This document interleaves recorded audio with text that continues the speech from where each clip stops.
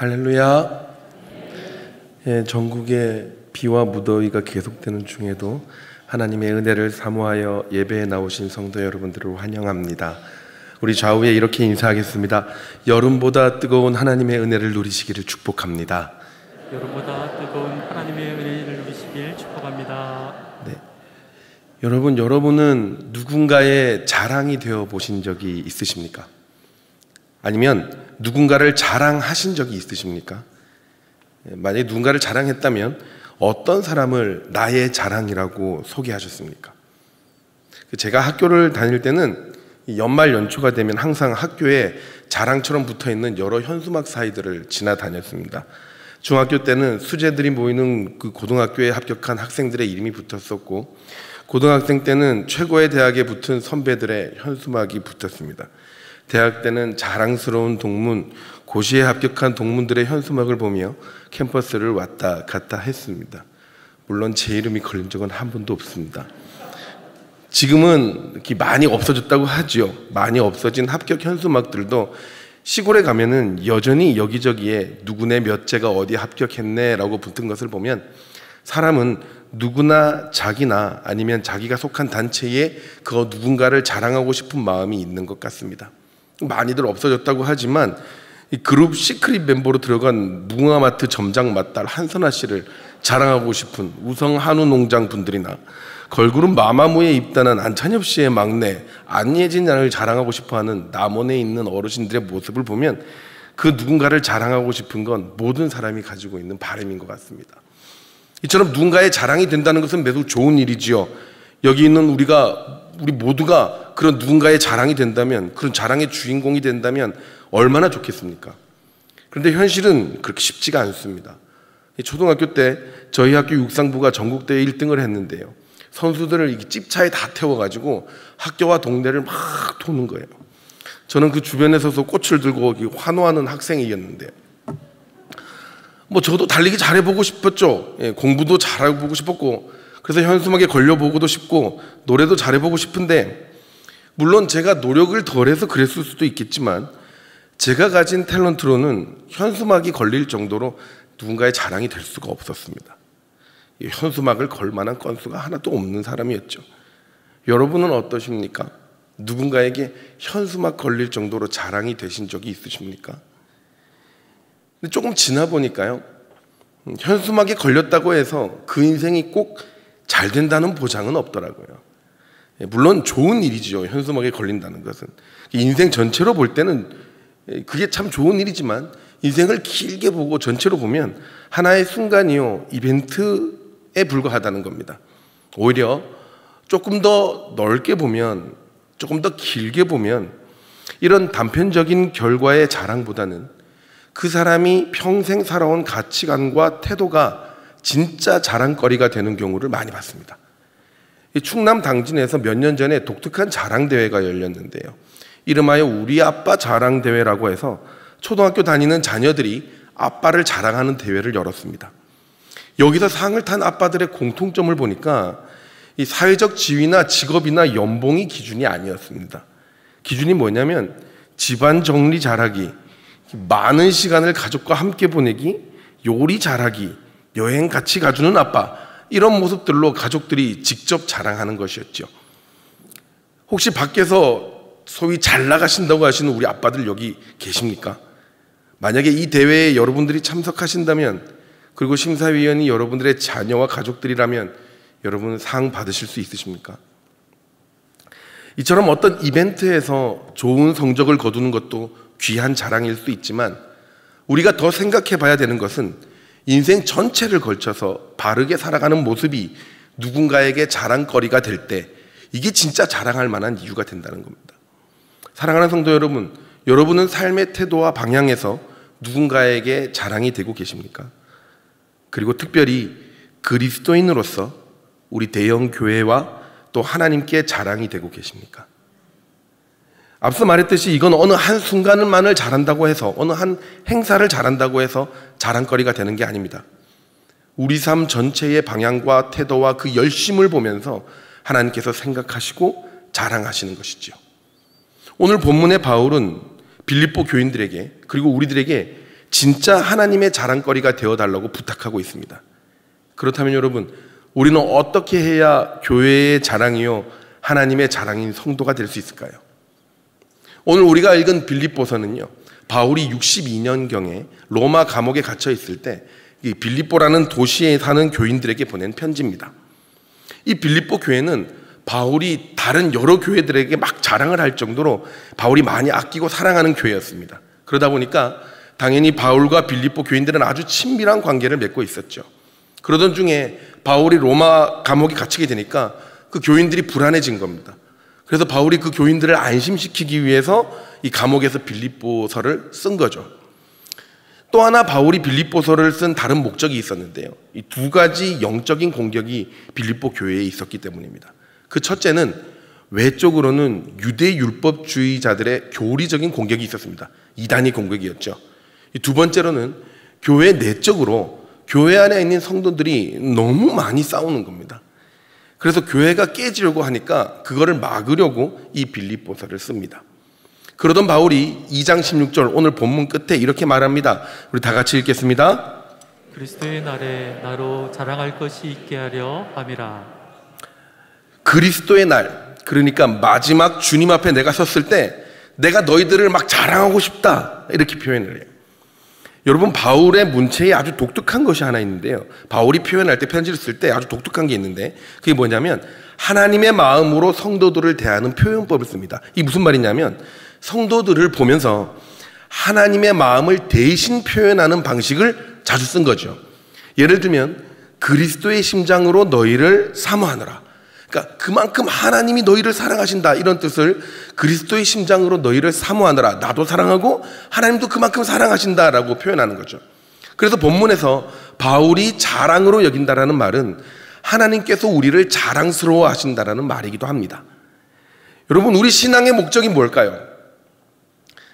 여러분, 하나님의 인정 아닙니까? 사람의 인정이 아니라 하나님의 인정이 우리 신앙의 목적 아닙니까? 하나님의 자녀답게 살아냈다는 것, 이 힘든 인생 가운데서도 하나님이 인정하셨다는 것, 그 하나님의 인정이 우리 신앙의 목적이지요. 하나님이 얼마나 우리를 자랑하고 또 인정하고 싶어 하는 줄 여러분 아십니까? 욥기를 보면 그게 되게 잘 나와 있어요. 구약 욥기에 보면 1장에 굉장히 놀라운 장면이 나와요. 사단이 어떤 이유로 하나님 앞에 서게 돼요. 무슨 일인지는 모르겠지만 하나님의 그 회합이 열려요. 회의가 열려요. 그 중에 이제 사단이 딱 옵니다. 1장에 나와요. 그러니까 하나님이 사단에게 네가 어디서 왔느냐라고 묻습니다. 그러니까 사단이 이야기를 해요. 땅에 두루 돌아 여기저기 다녀왔습니다. 온데만데 천지 다 돌아다니다 왔다는 이야기죠. 그 말 끝에 하나님이 갑자기 이렇게 이야기를 하세요. 뜬금없이. 여호와께서 사단에게 이르시되 네가 내 종 욥을 주위에서 봤느냐? 야, 그와 같이 순전하고 정직하여 하나님을 경외하여 악에서 떠난 자가 세상에 없느니라. 아니, 사단은 그냥 온 땅을 다 돌아다녀 왔습니다. 그랬는데 하나님이 그 말 끝나자마자 네가 온 땅을 다 봤다고? 야, 그럼 너 욥 봤어? 너 그 욥, 그 대단한 욥 봤어? 여러분, 이게 진짜 자랑이에요. 요즘 말로, 애들 말로 찐자랑. 하나님의 회합이 있는 현장, 그러니까 여러 존재들이 모여있는 그 현장에서 하나님은 막 입이 막 근질근질 했다는 거예요. 욥을 자랑하고 싶어서 꾹꾹 참아오신 거예요. 그러다 마침 사단이 온 땅을 다녀봤다고 하니까 하나님이 무럭 하신 말씀이 그럼 너 욥 알아? 라고 물으신 거죠. 사단이 묻지도 않았는데 욥에 대해 얘기하시더니 사단이 네, 압니다라고 대답도 하기 전에 자랑부터 하십니다. 얼마나 자랑하고 싶으셨으면 그러셨을까요? 그런데 우리가 여기서 주목해야 될 게 있습니다. 하나님이 사단에게까지 자랑하는 성도, 그 욥에 대한 자랑거리는 그의 재산이나 그의 지위나 그의 명예가 아니었다는 겁니다. 욥의 순전함, 흠이 없고 온전했고 정직했으며 욥의 경외함, 하나님을 두려워하고 또 악을 행하지 않는 그의 삶의 태도가 하나님이 자랑하는 욥의 모습이었다는 겁니다. 사랑하는 여러분, 만약에 구약의 욥처럼 하나님이 나를 온 땅에 두루다니는 사단에게까지 자랑할 수 있다면 그게 우리 이 땅을 살아가는 신앙의 목적을 이룬 것이 아닐까요? 오늘 바울은 너무 사랑하는 빌립보 교인들에게 어떻게 하면 세상 속에서 하나님의 자랑이자 바울의 자랑이 될 수 있는지를 말하고 있습니다. 오늘 하나님께서 주신 이 말씀을 그대로 받으셔서 어떤 삶을 사시더라도 반드시 하나님의 자랑이 되는 성도와 우리 가족들이 되시기를 예수님의 이름으로 축복합니다. 그럼 어떻게 해야 하나님과 교회의 자랑이 되는 성도가 될까요? 그 첫 번째 같이 읽도록 하겠습니다. 항상 복종하여 성화되는 삶을 살아야 합니다.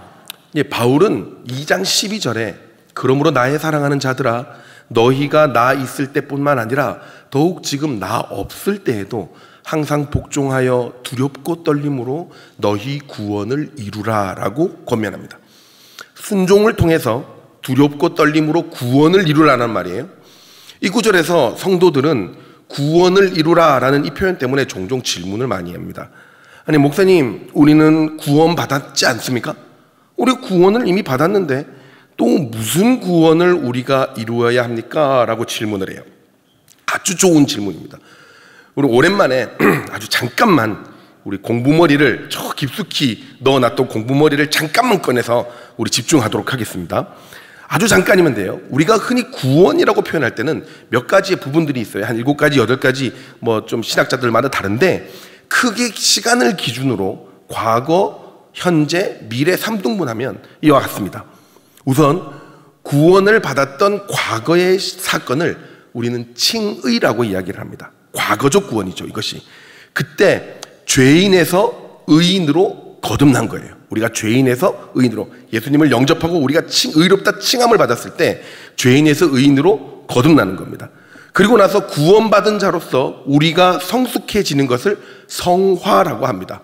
이것이 현재적인 구원입니다. 오늘 우리가 구원받은 자로서 살아가는 성화, 그것이 현재적 구원이에요. 마지막으로 우리가 인생 끝에 주님 앞에 섰을 때에 이 세상의 종말 앞에 주님 앞에 섰을 때 그 심판대 앞에서 우리의 모든 것이 영광스러워질 때를 영화라고 이야기합니다. 이것이 미래적 구원입니다. 자, 이해되셨습니까? 이해되셨습니까? 네네. 그럼 이 용어들을 알고 12절을 보도록 할게요. 두렵고 떨림으로 너희 구원을 이루라라고 하는 것은요, 현재 구원을 받은 자로서 너희 구원받았잖아. 그러면 구원받은 자로서 그 구원에 어울리는 삶을 사는 성화의 과정을 살아라라고 이야기하는 겁니다. 이것을 구원의 적용이라고도 표현을 하는데요. 바울은 불안해하고 있는 교인들에게 그렇게 말하는 겁니다. 내가 있었을 때처럼 내가 없더라도 항상 순종함으로 구원에 어울리는 성숙한 삶을 노력하십시오. 뭐 이렇게 이야기하는 거예요. 여기서 원어 하나가 빠져서 해석이 안 됐는데요. 카도스라는 단어를 추가해서 해석해야 됩니다. 그 뜻은 늘 항상 복종했던 것처럼입니다. 그러니까 다시 이야기를 하면 내가 있을 때, 바울이 있을 때 여러분이 항상 순종했던 것처럼 내가 없더라도 늘 말씀과 교회에 순종해서 구원에 어울리는 성숙한 삶을 사세요라고 말하는 겁니다. 여러분, 서두에서 말했지만 바울은 진짜 빌립보 교인들을 정말 사랑했습니다. 어떻게 알 수 있냐면 바울은 빌립보 교인들의 헌금 받기를 매우 좋아했습니다. 아니 뭐 돈 싫어하는 사람도 있습니까? 돈이야 주면 주는 대로 좋은 거 아닙니까? 그렇게 생각할 수도 있죠. 근데 바울은 당시 사역할 때에 바울 주변에 그 당시 그 세상에 그 이단 철학자들이 굉장히 많았어요. 그 이단 철학자들은 어떻게 삶을 살았냐면 막 이 현란한 말솜씨로 이 설교를 하고 난 다음에 연설을 하고 난 다음에 그 연설을 보고 마음에 드는 사람들이 스폰서를 해요. 스폰을 해요. 이게 돈을 막 거기서 막 끌어당겨서 그 돈으로 또 다음 지역에 가서 또 설교를 하고 이랬거든요. 그 이단 철학자들이. 이 바울은 내가 가지고 있는 복음을 전하는 것이 그런 이단 철학자들의 취급을 받을까봐 일부러 이 헌금들을 거절을 하면서 스스로 일하면서 선교를 했습니다. 그것을 자비랑 선교라고 하죠. 그런데 바울이 유독 그런 것들을 잘 지켜왔었는데 헌금 받기를 좋아했던 교회가 있었다는 거죠. 그게 바로 빌립보 교회였습니다. 이 성경 곳곳에 보면 너희가 보낸 연보에 대해서 감사하다라는 표현이 있는 곳으로 봐서는 빌립보 교회는 헌금을 자주 보냈고 바울은 그것을 받기를 좋아하고 감사했던 것 같습니다. 그만큼 바울은 빌립보 교인들을 신뢰하고 진심으로 사랑했고 또 빌립보 교인들 역시 바울을 사랑했던 게 분명합니다. 그런 바울이 자기가 감옥에서 죽을지도 모르는 상황에서 교인들에게 꼭 하고자 하는 말이 뭐냐? 어떤 환경에서도 너는 구원받은 자로서의 성숙한 삶을 멈추지 말라라고 이야기하는 겁니다. 그러면서 혹시라도 바울이 없는 상황을 성도들이 핑계 삼아서 성도에 대한 노력을 안 할까봐 바울은 13절에 또 하나 장치를 넣습니다. 너희 안에서 행하시는 이는 하나님이시니 라고 말해줘요. 우리가 현재적 구원, 현재 열심히 살아서 구원받은 자로서 성화를 이루려고 노력하다가 잠깐 실패하더라도 또 어려운 상황이 생기더라도 괜찮다는 거예요. 그 성화의 삶을 반드시 이루어낼 힘을 지금 우리 안에서 일하고 계시는 하나님께서 주신다는 겁니다. 그렇게 우리 안에서 일하시는 하나님이 계시기 때문에 우리는 어떤 상황에서도 성숙하기 위해서 계속해서 노력하기를 그치지 말아야 한다는 거죠. 사랑하는 여러분, 우리도 이 바울의 말처럼 성화의 과정에서 어떤 핑계도 되지 않았으면 좋겠습니다. 우리는 참 핑계를 잘 대는 존재들이죠. 얼마 전에 대학생인 한 제자하고 우연찮게 대화를 하게 됐는데요. 주구장창 중학교 때부터 연애하고 싶어가지고 연애가 하고 싶은 게 꿈 많은 친구였는데 십몇 년이 지났는데 여전히 솔로인 거예요. 모태솔로. 제가 물었어요. 너는 아직도 혼자냐? 그렇게 물었어요. 그러니까 그 친구가 말해요. 목사님, 이해해 줘야죠. 코로나잖아요. 코로나라서 남자가 없어요. 그렇게 얘기해요. 아니 코로나가 남자만 죽이러 다닙니까? 말도 안 되는 변명이죠. 제가 핑계대지 말라고 했어요. 코로나라서 남자가 없는 게 말이 되냐. 전쟁 중에도 연애와 사랑은 계속되는데 코로나가 무슨 이유가 되냐. 핀잔을 막 쳤어요. 그 말에 도전을 받아가지고 지금 열심히 찾고 있는데 아직도 솔로입니다. 근데 여러분 혹시 2년 전 이후로, 코로나가 시작된 이후로 열심과 헌신과 신앙생활이 약해진 것이 코로나 때문이라고 생각하시는 분 계십니까? 어느 정도 영향은 있을 수 있다고 인정합니다. 그러나 그것이 전부는 아니에요. 우리 안에 처음 우리 예수 그리스도를 알고 가졌던 뜨겁게 순종하려는 마음을 접어두고 이 땅에 있는 상황을 핑계대며 현실에 안주하기 때문입니다. 우리 마음 때문이에요. 코로나 때문이 아니라 우리 마음 때문이라고요. 바울이 말한 것처럼 내 안에 지금도 일하고 계시는 하나님이 계셔서 할 수 있는데도 불구하고 할 수 있는 힘을 주심에도 불구하고 더 성화되려고 노력하지 않는 우리의 마음이 가장 큰 이유라는 겁니다.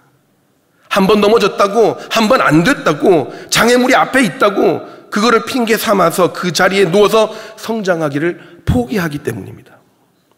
평생 이 현재적 구원, 성화에 대해서 고민하셨던 남포교회 원로 목사님이신 박영선 목사님이 성화라는 책을 쓰면서 이 인터뷰에서 이 부분에 대해 아주 재밌게 표현을 하셨어요. 뭐라고 했냐면 한국 교회 성도들은 홍해에서 횟집 차려놓고 놀고 있는 사람들이라고 표현을 했어요. 너무너무 재밌는 일침이죠. 여러분, 홍해는 우리가 건너가야 될 곳이에요. 어떤 파도가 오더라도 하나님이 반드시 건너게 하실 것을 믿음으로 믿고 지금 지나가야 될 곳이라는 거예요. 그런데 성도들이 그 앞에서 횟집을 차려놓고 먹고 놀고 있다는 말은 홍해가 있으니까 홍해 때문에 나는 못 건너 라고 핑계대고 있다는 겁니다. 여러분, 만약에 이스라엘 백성들이 홍해를 핑계대고 물을 건너려고 하지 않았다면, 건너지 않았다면 여러분 역사 속에서 그들은 어떻게 됐을까요? 핑계만 대다가 다 죽는 거예요. 홍해의 존재가 내가 걸어가야 할 길이 아니라 나의 성화되지 않음의 핑계가 되고 있다는 거예요. 순종하지 않을 핑계, 성화되지 않을 핑계를 대고 믿음으로 걸어가야 될 그 길을 걷지 않고 그 앞에서 이름만 홍해라고 부른 채 횟집 차리고 논다는 거예요. 사랑하는 여러분, 다시 말씀드리지만 그 어떤 것도 우리의 성화를 중지하는 데 핑계가 될 수 없습니다. 그러면 어떻게 성화를 이룰 수 있습니까? 답은 나와 있지요. 복종하여 구원을 이루는 겁니다. 하나님의 말씀에 순종하며 교회의 가르침에 순종하고 신앙교육에 적극적으로 순종하고 참여해서 그 성화를 이루셔야 되는 겁니다. 바울은 여기다 말을 더 붙여요. 두렵고 떨림으로 구원을 이루라고 합니다. 두렵고 떨림이란 말은 포보스라는 단어를 쓰는데요, 하나님과 나와의 격차를 인정하는 자세예요. 끝없는 죄 속에 빠졌던 죄인이었고 죽을 수밖에 없었던 내가 나와는 비교할 수 없는 광대한 하나님의 은혜로 구원을 받았습니다. 믿으십니까? 아니에요. 이렇게 아멘이 나오면 안 되죠. 다시 하겠습니다. 자, 죄인이어서 죽을 수밖에 없었던 내가 나와는 비교할 수 없는 그 지극히 큰 차이를 가지고 계시는 광대한 하나님의 은혜로 구원을 받았습니다. 믿으십니까? 네. 그렇다면 우리는 그 지극히 큰 격차로부터 오는 은혜를 지금도 기억해야 된다는 겁니다. 그리고 겸손과 헌신으로 순종하기를 그치지 말아야 된다는 거죠. 그것이 성화며 현재적 구원을 이루는 것입니다. 사랑하는 성도 여러분, 오늘도 말씀을 읽으며 말씀을 들으며 철저하게 순종하십시오. 하나님께서 주시는 선한 양심에 순종하기를 부탁드립니다. 하나님의 윤리적 기준에 순종하십시오. 교회에서 하는 모든 교육과 집회에 순종하는 마음으로 참여하십시오. 철저하게 순종함으로 참여하시기 바랍니다. 그것이 성화를 이루는 방법입니다. 그렇게 순종을 통해 꾸준히 영적으로 성숙함으로 하나님의 큰 자랑거리가 되는 여러분 되시기를 주의 이름으로 축복합니다. 두 번째, 다 같이 읽도록 하겠습니다. 모든 일에 원망과 시비가 없는 흠없는 자녀가 되어야 합니다. 본문 14절에는 바울이 교회 내에서 성화를 이루는 아주 구체적인 적용으로 모든 일을 원망과 시비가 없이 하라고 합니다. 바울이 이것을 성화의 구체적인 적용으로 이야기한 것을 보면 내부적으로 교회가 상당한 이 분열의 진통을 겪은 것 같습니다. 그건 4장에 나오는데요. 요디아와 순두계라는 여성 지도자를 중심으로 벌어진 일이었어요. 사실 요디아와 순두계는 빌립보서 4장 4절에 바울이 그 복음에 나와 함께 힘썼다라고 그 증언해 줄 정도로 빌립보 교회가 세워질 때 큰 역할을 한 여성 지도자 둘이었습니다. 근데 아마도 이 둘이 영향력이 굉장히 커지면서 사람들이 편을 나누기 시작하고 그 편을 가르고 서로에 대해 불평하고 논쟁을 많이 했던 것 같습니다. 제가 이 부분을 읽고 묵상하면서 혹시나 저도 이제 저희 교회에서 사역을 이제 제법 좀 하지 않았습니까? 올해? 네. 그래서 혹시나 나도 영향력이 생겨서 이럴 수 있지 않을까라고 진짜 손톱만큼 조금 걱정하면서 생각해 봤는데 절대 아니더라고요. 밥 먹을 때 보니까 우리 선생님들 아무도 제 옆에 안 앉으려고 하더라고요. 항상 제 옆이 제일 늦게 차요. 예, 같이 먹으면 적게 먹는다고 생각해서 그런지 제 옆에 안 오십니다. 뭐 조용히 들어보니까 야 목사님 옆에 가라, 네가 가라 하면서 막 이렇게 이야기하시더라고요. 종종 맛있는 거 사달라고 오는 중딩이나 와 목사님 먹을 거 많네요 라고 옆에 앉지 아무도 안 와요. 저는 편이 없습니다. 그래서 아예 이 부분에 대해서는 걱정을 접었습니다. 근데 요디아와 순두계는 달랐다는 거죠. 영향력이 커서 철저하게 편이 갈렸다는 겁니다. 그래서 바울은 같은 마음을 품으라고 4장 2절에 권면해요. 흔히 교회에서 있는 일이지요.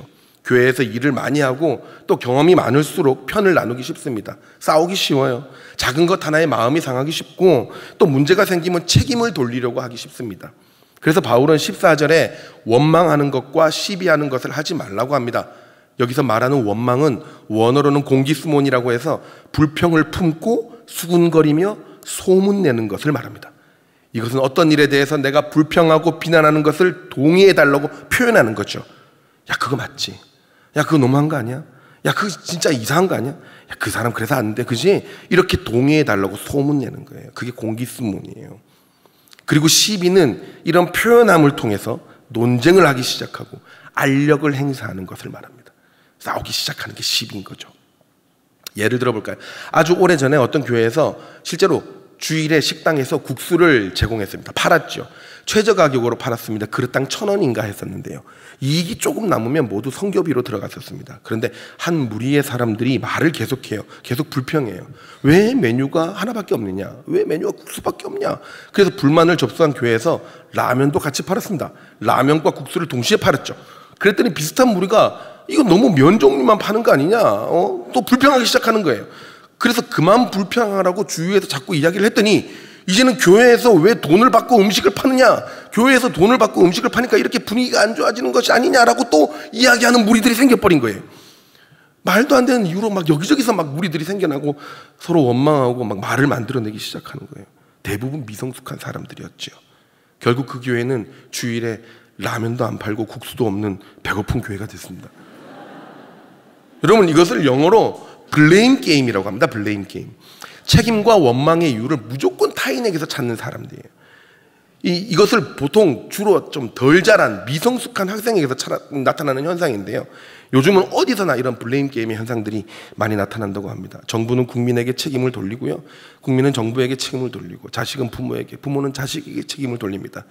어느덧 우리도 문제 해결보다는 책임 돌리기에 급급한 이 사회적 분위기에 편승하고 있지는 않습니까? 계속 누군가를 탓하고 원망하고 시비하고 불만하고 있지는 않습니까?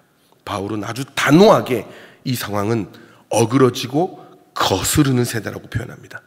그리고 바울은 우리에게 이 문화의 정면으로 맞서라고 이야기를 해요. 15절에 하나님의 흠없는 자녀로 세상에서 빛으로 나타내야 된다고 말하고 있습니다. 원망과 시비로 표현되는 이 어그러지고 거스러지는 시대라는 뜻은 아주 불안정하고 원래의 모습에서 왜곡된 모습입니다. 마치 공원에서 자주 볼 수 있는 그 요술거울처럼 키가 안 큰데 커 보이고 안 날씬한데 날씬해 보이고 이렇게 왜곡되어 있는 것처럼 본래의 모습인 것처럼 보이나 왜곡되고 진실되지 않은 모습이 원망하고 불평하는 모습이라는 겁니다. 너희들의 본 모습은 그게 아니라고 바울이 이야기하는 거예요.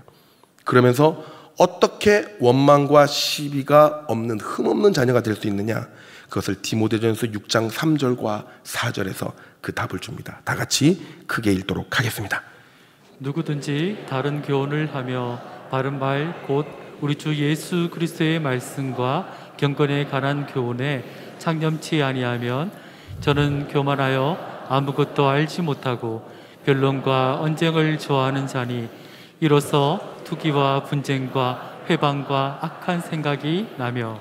그럼 바울이 하나님의 말씀과 성도들이 하나님의 말씀과 경건에 창념하지 않으면, 하나님의 말씀과 경건에 창념하지 않으면 사람이 교만해지고 자꾸 싸우게 된다는 거예요. 비방하게 되고 악한 생각을 하게 된다는 거예요. 그래서 우리가 말씀과 경건에 창념하게 될 때에 원망과 시비가 없는 흠없는 자녀가 될 수 있다는 겁니다. 여기서 창념이라는 단어가 굉장히 중요한데요. 창념은 내가 동의하고 내가 순종하는 것을 이야기합니다. 그러니까 내 뜻과 다르고 내 감정과 다르더라도 말씀을 제1의 원칙으로 정하고 철저히 순종할 때 우리는 원망과 시비에서 자유할 수 있는 빛의 자녀가 될 수 있다는 거죠. 사랑하는 여러분, 부디 왜곡된 세상의 생각에 치우치지 말고 나의 경험으로 판단하지 마시고 가장 먼저 말씀에 비추어 내 생각을 점검하시기 바랍니다. 그래서 과거로부터 발생한 원망과 시비의 자세를 버리고 이 왜곡된 세상 가운데 하나님께서 자랑할 만한 성도로 살아내시기를 예수님의 이름으로 축복합니다. 세 번째, 우리 다 같이 읽도록 하겠습니다. 구원을 이루는 삶을 기뻐해야 합니다. 바울은 오늘 본문 17절 18절에서 내가 너희의 믿음의 제물과 봉사 위에 관제로 드려진다고 해도 나는 기뻐하리니 너희도 기뻐하고 나와 함께 기뻐하라라고 말해요. 이 관제로 부어진다라는 말은 하나의 제사 의식인데요. 제사를 다 드리고 나면 마지막에 이 물이나 포도주를 그 제물 위에 붓습니다. 그러면 그 부었던 액체가 점점 말라서 사라지겠죠. 그 사라질 때까지 기다려요. 그렇게 액체가 사라지는 것을 하나님께 올라가는 것으로 여기는 제사 형식이 관제입니다. 그러니까 빌립보 교인들이 순종하고 또 그렇게 함으로 성화되는 모습을 기대하면서 내가 피를 흘려 순교하더라도 관제처럼 이 땅에서 내가 사라지더라도 너희가 그렇게 성화될 수만 있다면 나는 기뻐하고 또 기뻐할 것이다 라고 바울이 고백한 거예요. 그러면서 마지막에 뭐라고 했냐면 너희도 나와 함께 이것을 기뻐하라라고 명령합니다. 뭘 기뻐하라는 거죠? 바울이 죽는다는 것을 기뻐하라는 건가요? 아니에요. 우리 역시 죽음보다도 더 가치 있는 것, 바로 이 땅을 살아가며 구원을 이루는 것을 기뻐하라는 겁니다. 우리가 구원에 합당한 삶을 사는 것이 그 어떤 것보다도 가치가 있으니까 그것을 이루는 것을 기뻐하라는 겁니다. 자, 사랑하는 여러분, 빌립보서에서 가장 강조되는 말은 기쁨이라는 단어입니다. 무려 빌립보서에 16번이나 등장을 해요. 근데 웃기게도 빌립보서의 배경은 절대로 기뻐할 수 없는 상황입니다. 바울은 사형을 앞두고 있습니다. 편지의 수신자인 빌립보 교인들은 외부의 핍박과 내부의 분열로 정신을 못 차리고 있습니다. 그런데 바울은 무려 16번이나 기뻐하러 갑니다. 왜냐? 답은 3장 1절에 있습니다. 다 같이 읽겠습니다. 정말로 나의 형제들아 주 안에서 기뻐하라. 여기서 주 안에서라는 말에 바울은 굉장한 신학적 의미를 담습니다. 이 주 안에서가 어떤 말이냐? 죽음을 이기고 세상의 모든 악한 권세를 밟아 승리하신 그리스도 예수께서 우리의 주님이 되신다는 이야기입니다. 그 어떤 피조물이라도, 그 어떤 상황이라도 주 예수 그리스도의 통치 아래 있다라고 하는 것이 주 안에서라는 뜻입니다. 그러니까 우리가 세상 살다 보면 사망과 고난의 세력으로 우리가 흔들릴 수 있지만 온 우주를 통치하시는 주님께서 이미 내 삶을 이기게 하셨다라는 거예요. 그 믿음의 확신을 가지고 지금 이 순간 기뻐하라는 겁니다. 더 이상 흔들리지 말라는 거예요. 1670년 서유리 문답 제작에 참여했던 영국의 유명한 목사님이시죠. 청교도 목사님 토마스 왓슨 목사님이 이렇게 이야기를 해요. 그리스도인은 흔들리지 않을 의무가 있다. 아주 엄중하게 이야기를 합니다. 여러분 이 말을 들으면 이 말이 얼마나 힘든 말인지 아시죠? 말이 안 된다는 거 아시죠? 세상에 흔들리지 않을 사람이 몇 명이나 되겠습니까? 그런데 그리스도인만큼은 흔들리지 않을 의무가 있다고 이야기를 합니다. 여러분 혹시 풍랑 가운데서 배를 타보셨습니까? 저는 섬에서 군생활을 했었기 때문에 풍랑 가운데 배를 타는 게 얼마나 무서울 수 있는지 여러 번 겪었습니다. 한 번은 휴가 나오는 날이었는데요. 태풍이 휴가 전에 엄청 불어가지고 배가 일주일 동안 안 뜨다가 겨우 뜬 적이 있었습니다. 여전히 바람은 드세고요. 파도가 굉장히 높았어요. 근데 어떤 이유에서인지 배를 무조건 띄워야 돼서 띄웠던 것 같아요. 다들 아시겠지만 휴가 나올 때 군인들 얼마나 이 옷에 신경을 쓰는지 모릅니다. 티는 안 나지만 그 옷에 힘줘서 다림질을 얼마나 하는지 몰라요. 아무도 안 알아주는 그 칼줄을 잡고 빳빳하게 깃을 세워가지고 행여나 군복이 구겨질까 조심스럽게 저는 여객선 좌석에 앉아 있었는데요. 조금만 가니까요, 파도가 얼마나 높고 이 배가 뒤뚱뒤뚱 거리는지요. 배가 요동칠 때마다 뒤집힐 것 같은 느낌을 받은 적이 한두 번이 아니에요. 그러다 보니까 시간이 좀 1시간, 2시간 지나니까 배 안에 난리가 납니다. 쉽게 생각하면 우리가 놀이공원에서 보는 바이킹을 한 몇 시간 동안, 5시간 동안 계속 타신다고 보시면 돼요. 그 바이킹을 계속 탄다고 생각해, 5시간 계속 탄다고 생각해 보십시오. 예? 배 안에 있는 모든 승객들은요, 자리에 앉아있지를 못합니다. 다 배 바닥에 누워서 신음하고 있고요. 끝까지 군복의 칼줄을 보호하고자 버텼던 저도 4시간이 지나니까요, 도저히 자리에 앉아있을 수가 없어요. 그냥 바닥에 누워가지고요, 막 저 안에 있던 거 없던 거 다 내놓고 막 고통으로 죽을 것 같아요. 곧 배가 막 이렇게 뒤집힐 것 같고요. 정말 얼마나 무서웠는지 모릅니다. 너무 괴로웠었어요. 그렇게 장장 4시간이면 가는 거리를 8시간 반 동안 뱃길을 달립니다. 그리고 한 7시간 반쯤 됐을 때 선장의 목소리가 마이크를 통해 들려옵니다. 여전히 배는 흔들려요. 그런데 선장의 목소리는요, 하나도 지치지 않고 힘들지도 않은 목소리예요.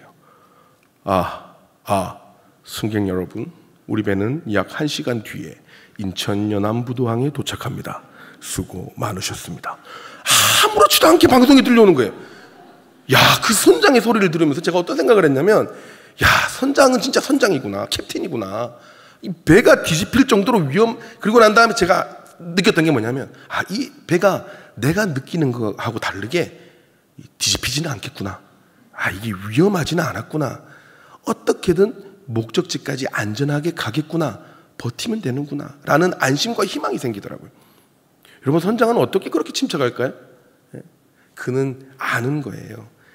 지금 상황이 어때도 이 항로의 끝이 어디인지, 그 배가 조금만 흔들려도, 조금 막 흔들리고 상황이 안 좋다 해도 이대로만 가면 이 항로의 끝에 도착한다는 것, 그 항구에 마침내 도착한다는 걸 그는 아는 거예요. 여러분, 포스트 모더니즘 시대, 각종 철학과 헤게모니가 뒤섞인 이 어그러진 세상에서 각종 이데올로기가 신이 되어버린 이 갈 길 잃은 다음 세대들을 보면서 하나님이 우리 그리스도인들에게, 특별히 여러분들에게 원하시는 것은 어떤 세상의 위협이 와도 흔들리지 않는 신앙인의 모습이 되는 것입니다. 마침내 이 땅의 승리는 하나님의 것입니다. 그건 변하지 않아요. 어떤 위협도 하나님의 품에서 안전할 수 있다는 것을 우리가 흔들리지 않는 신앙으로 보여줘야 되는 거예요. 그런 흔들리지 않는 믿음을 보여주는 그리스도인, 그들이 바로 항상 기뻐하는 성도들인 것입니다. 사랑하는 여러분, 코로나든 정치든 어떤 이데올로기든 그 어떤 이 땅의 피조물이라도 우리의 구원과 또 믿음의 확신에서 나오는 기쁨을 뺏어갈 수 없습니다. 비록 우리가 조금 가난할 수 있습니다. 비록 기간적으로 조금 병약할 수도 있습니다. 비록 잠시 고립될 수도 있으며 억울하게 비난받을 수도 있습니다. 그러나 여러분, 결코 이 땅을 다스리시는 통치자는 변하지 않습니다. 아마 이미 그리스도 예수께서 이 악한 권세를 밟으시고 우리를 승리하게 하셨음을 믿는다면 우리는 항상 먼저 감사하고 기뻐할 수 있음을 믿으시기 바랍니다. 하나님은 우리를 어떤 상황에서도 승리하게 하시며 회복시키시며 기뻐하게 하실 줄을 저희들은 믿습니다. 그런 믿음 위에서 흔들리지 않는 신앙인의 모습을 지켜내며 마침내 승리하게 하시는 하나님의 자랑이 되는 우리 성도 여러분들 되시기를 예수님의 이름으로 축복합니다. 말씀을 마무리하겠습니다. 사랑하는 여러분, 하나님의 자랑이 되고 지도자의 자랑이 되는 것은 얼핏 쉬운 것 같지만 요즘 시대에 참 어려운 문제이기도 합니다. 성숙함을 위해서 노력해야죠. 두려운 마음으로 구원을 이루어야 합니다. 내 성질을 죽이고 원망과 시비가 없게 해야 됩니다. 이 많은 것들이 생각보다 쉽지가 않아요. 무엇보다 요즘 같은 세상에서 어떻게 우리가 불안해하지 않고 흔들리지 않고 기뻐할 수 있겠습니까? 바울은 기뻐할 수 있다라고 말하지만 집안 문제, 학업 문제, 직장 문제, 건강 문제가 실제로 우리에게 부딪혀 올 때면 말처럼 기뻐할 수 있는 게 쉬운 일이 아닙니다. 흔들리지 않는 게 쉬운 일이 아니에요. 당장 눈에 보이는 문제를 해결할 수 있는 방법이 내 눈에 보이지 않기 때문이죠. 그런데 바울은 그런 우리에게 16절에 그렇게 말합니다. 생명의 말씀을 밝혀 나의 다름질도 헛되지 아니하고 수고도 헛되지 아니하므로. 여기에 해결법이 있어요. 여기서 다름질하고 수고했다는 거는요, 당시 헬라 문화에 많이 있었던 운동 경기를 이야기하는 거예요. 운동 경기를 빗대서 얘기하는 거예요. 운동 선수들처럼 말씀에 순종하기 위해 끊임없는 연습과 포기하지 않는 수고를 우리가 계속한다면 마침내 우리는 자랑스러운 성도들이 될 수 있다는 겁니다. 2008년 베이징 올림픽 양궁 남자 단체전에서 금메달을 땄던 임동현 선수라고 있습니다. 여러분, 남자 양궁은 70m 거리에서 이 표적을 쏘는데요. 여러분, 70m 굉장히 멀어요. 굉장히. 이 거리에서 보면 그 중앙에 9점, 10점 하는 그 노란색 원이 50원짜리만한 크기로 보여요. 그런데 임동현 선수는요, 여러분, 놀랍게도 시력이 양쪽 다 0.1이라고 합니다. 거기다가 안경도 안 쓰고 렌즈도 절대로 안 한답니다. 여러분, 제 시력이 양쪽 다 0.2, 0.2거든요. 안경을 이렇게 벗으면 아무도 안 보여요. 뭐 저기 위층에 계신 분들은 여기 뭐 우리 한 30m 될라나요? 예? 얼굴이 안 보여요. 누구신지도 안 보여요. 그런데 어떻게 70m 거리의 노란색 표적을 이 0.1, 0.1이 맞출까요? 안경도 안 쓰고. 실제로 임동현 선수는 결승전에서 한 번도 9점 밑으로, 그러니까 노란색 표적을 벗어난 적이 없다고 합니다. 이게 너무 궁금해서 기자가 물었어요. 그러니까 그가 이런 대답을 해요. 양궁은 눈으로 쏘는 게 아니라 감각과 기술로 쏘는 겁니다. 하도 쏘다 보니까, 하도 많이 쏘다 보니까 아무리 흐릿해 보여도 바람과 거리만 계산하면 감각적으로 그 중앙을 쏠 수 있다는 거예요. 여러분, 우리 살면서 우리 눈으로만 봤을 때 쉽게 해결될 이 땅의 문제가 과연 몇 개나 되겠습니까? 우리의 시력으로, 우리의 경험으로 우리가 문제만 바라볼 때에 답이 보이는 게 과연 몇 가지나 되겠습니다. 안 보입니다, 답이. 우리는 늘 실망하고 좌절할 수밖에 없지요. 너무 어려워요. 그러나 우리의 시력으로만 문제를 보는 것이 아니라 포기하지 않는 성화의 노력으로 우리의 영적 감각이 발달한다면, 우리의 영적 감각이 성숙한다면 우리는 시력을 뛰어넘는 영적 실력을 가지게 되는 겁니다. 그 영적 감각을 키우는 법이 무엇입니까? 말씀에 순종하며 성화되기를 포기하지 않는 삶을 끝까지 노력하는 겁니다. 여러분, 내일부터 다음 세대 자녀와 함께하는 온가족 새벽기도회가 있어요. 이 이름도 너무나 긴, 그리고 매년 하는, 이맘때마다 매년 하는, 역사도 긴 이 특별 새벽기도회가 내일부터 일주일 동안 또 시작되죠. 저거 매년 하는데 올해는 그냥 넘어갈까? 여러분, 올해 넘어갈 생각하지 마세요. 여러분, 매년 반복해서 하는 것이 아니라 매년 우리가 성화되고 있는 겁니다. 다시 할까요? 매년 반복되는 행사가 아니라 매년 우리가 말씀에 창념하고 우리 자녀들이 기도하며 순종하기를 결단하면서 우리 대형의 온 가족들이 매년 성화되어 가고 있는 것입니다. 포기하지 않고 그리스도의 말씀과 기도에 창념하십시오. 실패하면 또 도전하시고, 또 넘어지면 또 도전하시고, 그렇게 계속 나의 영적 감각을 키워나가십시오. 그렇게 우리의 관역인 성화를 향한 삶의 시위를 그치지 않을 때 마침내 우리는 모든 일에 구원을 받은 자의 성화를 이루어내는 하나님의 자랑이 되는 자녀가 될 줄 믿습니다. 어떤 일이 있더라도 끝까지 두렵고 떨림으로 구원을 이루며 원망과 시비가 없이 기뻐하는 삶을 살아내서 하나님과 우리 대형교회의 자랑이 되는 우리 대형의 성도들이 되시길 예수님의 이름으로 축복합니다. 우리 다 같이 앞에 있는 기도문을 읽고 기도하도록 하겠습니다. 우리의 힘이 되시는 하나님, 어그러지고 거스리는 세대 가운데 우리가 두렵고 떨림으로 구원을 이루고자 또 결단합니다. 모든 일에 원망과 시비가 없게 하시고 어떤 상황에서도 우리의 힘이 되시는 그리스도 예수의 능력에 힘입어 기뻐하는 자가 되게 하여 주옵소서. 포기하지 않게 하시고 영적 감각을 키워 모든 문제 속에서 말씀으로 승리하게 하여 주옵소서. 우리 함께 기도하도록 하겠습니다. 기도하시겠습니다. 하나님 아버지, 오늘도 귀한 우리 예배의 시간 가운데에 도전하여 주시고 말씀으로 힘주시고 새로운 인생의 것들을 생각할 수 있게 하여 주셔서 감사합니다. 우리의 힘이 되시는 하나님 아버지, 이 세대 가운데 우리가 흔들리지 않는 의무를 다하기를 원합니다. 두렵고 떨림으로 우리에게 주어진 구원을 잘 적용할 수 있게 하여 주시고 모든 일에 원망과 시비가 없게 하시며 어떤 상황에서도 우리의 힘이 되시는 그리스도 예수의 능력에 힘입어 기뻐하는 자 되게 하여 주옵소서. 어떤 어려움과 힘든 상황에서도 포기하지 않게 하여 주시고 우리의 영적 감각을 키워 모든 문제 속에서 말씀으로 승리하게 하여 주시옵소서. 거룩하신 하나님 아버지, 감사합니다. 오늘의 말씀 중에 이 험한 세상 속에서 하나님의 자녀로 살아가는 길을 보여주셔서 감사합니다. 어떤 상황에서도 교만하지 않고 늘 두렵고 떨리는 마음으로 우리의 구원의 길을 걷게 하여 주옵소서. 모든 상황에서 원망과 시비 없이 하나님을 섬기게 하시고 또 어떤 삶에서도 기뻐함으로 우리 하나님께서 자랑하시는 교회와 성도가 되게 하여 주옵소서. 이제 물질로 예배를 드립니다. 하나님 기뻐 받아주시고 하나님의 가장 귀한 곳에 쓰임으로 하나님의 나라가 확장되는 은혜가 있게 하여 주옵소서. 헌금을 낸 손길들 주님 꼭 기억하여 주시고 더 큰 하나님의 자랑이 되는 주의 자녀가 되게 하여 주옵소서. 감사합니다. 예수님의 이름으로 기도드립니다. 아멘.